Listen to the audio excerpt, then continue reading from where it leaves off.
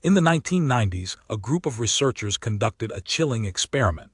They began observing people who never cried, who always kept a straight face, who never showed what was really going on inside. 12 years later, the results shocked even the scientists. The risk of dying from cancer was 70% higher in these people.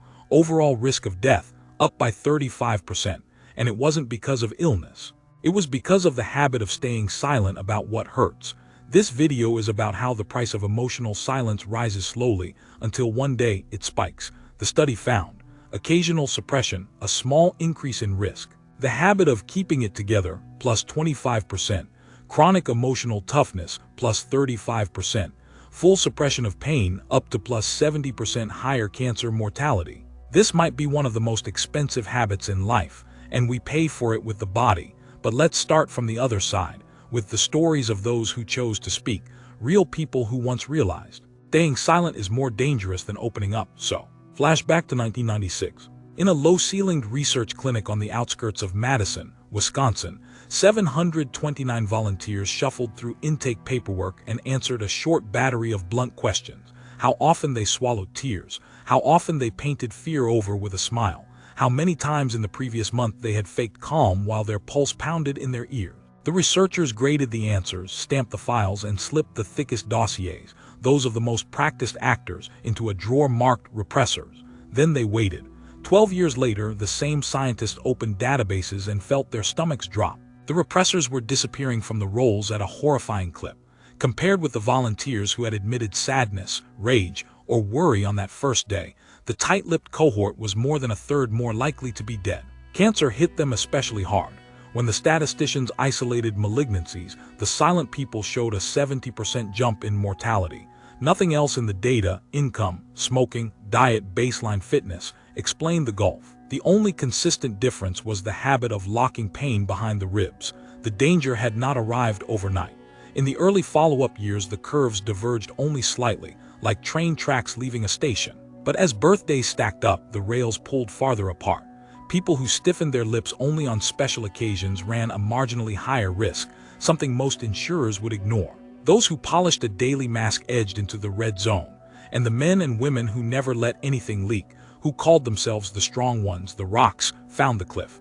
By year 12, the cliff had found many of them first. How could a swallowed tear, a nod of false composure, punch holes in living tissue? The answer sits in the bloodstream. Emotion held like a clenched fist tells the adrenal glands that a predator is circling, and the glands oblige with floods of cortisol and adrenaline. Over an afternoon, that chemistry keeps a person sharp. Over months, it corrodes.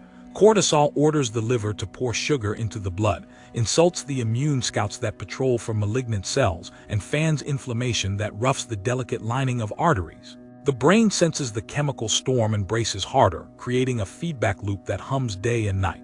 By the late 90s, scientists had a name for the feedback loop: psychoneuroimmunology, the study of thought igniting nerves, nerves steering immune cells, immune signals reshaping thought. Once the loop runs without relief, a body begins to treat its owner like an untrustworthy tenant.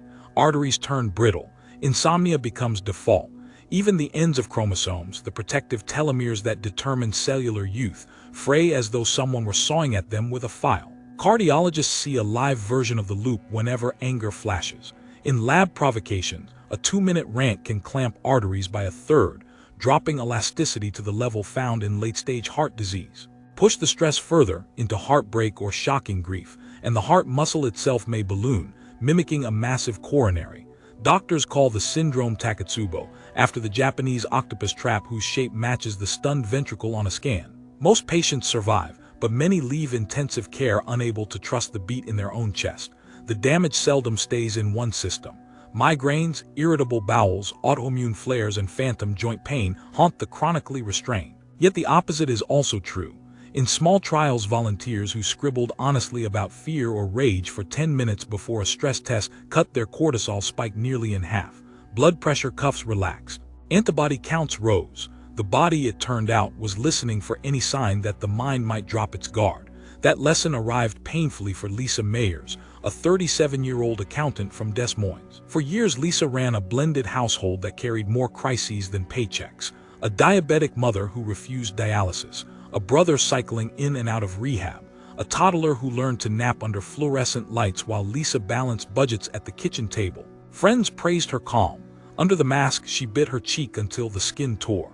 The headaches began as Monday throbs, escalated to multi-day migraines, and one snowy morning, while she drafted an email apologizing for being ill again, her vision narrowed to a pinhole. Paramedics ruled out stroke but found cortisol readings so high a nurse whispered that Cushing's couldn't be dismissed. The physician on duty offered no pill, only a referral to a community counselor. During the first session, the counselor asked Lisa when she had last cried. She could not answer. The assignment was humiliatingly simple. Sit alone in a parked car each night, hit record on the phone, and talk for 5 minutes as though speaking to a windshield that had known her since birth. The first night produced 30 seconds of silence and a sob she denied was hers. The third night ended with a ragged, whispered confession.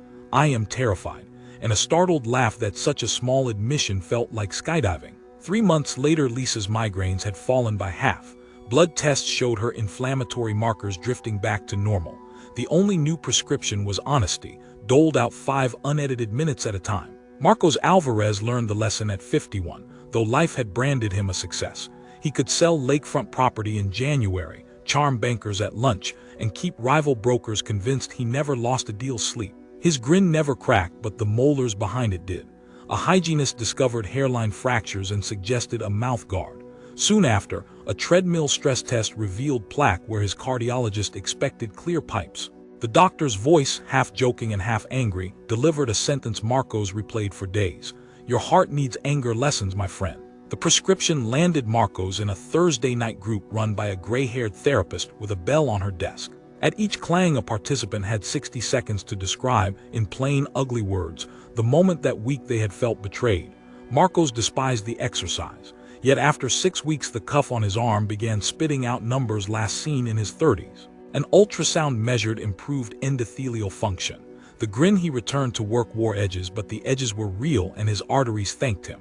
For Aisha Khan, the cost of silence arrived earlier and faster. At 26, she found a lump that imaging confirmed as stage 2 carcinoma.